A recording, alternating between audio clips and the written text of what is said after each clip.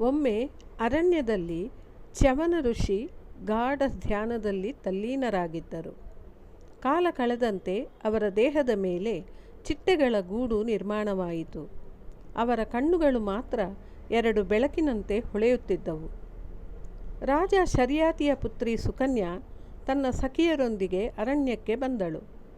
ಆಕೆ ಆ ಹೊಳೆಯುವ ಕಣ್ಣುಗಳನ್ನು ನೋಡಿ ಆಶ್ಚರ್ಯಗೊಂಡಳು. ಕುತೂಹಲದಿಂದ ಸುಕನ್ಯಾ ಒಂದು ಕಡ್ಡಿಯಿಂದ ಆ ಕಣ್ಣುಗಳನ್ನು ಚುಚ್ಚಿದಳು. ಕ್ಷಣದಲ್ಲಿ ಚ್ಯವನ ಋಷಿಗೆ ನೋವುಂಟಾಯಿತು. ಆ ತಪ್ಪಿನ ಪರಿಣಾಮವಾಗಿ ರಾಜನ ಸೇನೆಗೆ ವಿಚಿತ್ರ ತೊಂದರೆ ಉಂಟಾಯಿತು. ಯಾರಿಗೂ ಮಲಮೂತ್ರ ವಿಸರ್ಜನೆ ಆಗಲಿಲ್ಲ. ಎಲ್ಲರೂ ಸಂಕಟಕ್ಕೆ ಒಳಗಾದರು. ರಾಜ ಶರ್ಯಾತಿ ಚ್ಯವನ ಋಷಿಯ ಬಳಿ ಹೋಗಿ ಕ್ಷಮೆ ಕೇಳಿದನು. ಚ್ಯವನ ಋಷಿ ಹೇಳಿದರು, ನಿನ್ನ ಪುತ್ರಿಯನ್ನು ನನಗೆ ವಿವಾಹ ಮಾಡಿಕೊಡು.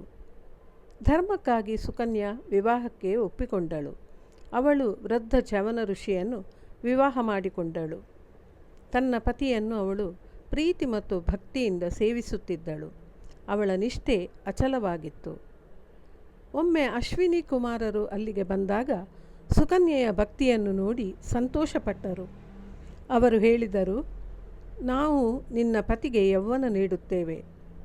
ಚ್ಯವನ ಋಷಿಯನ್ನು ಅವರು ದಿವ್ಯ ಸ್ನಾನದಲ್ಲಿ ಮುಳುಗಿಸಿದರು. ಆಗ ಅವರು ಯುವ ಸುಂದರ ರೂಪದಲ್ಲಿ ಹೊರಬಂದರು.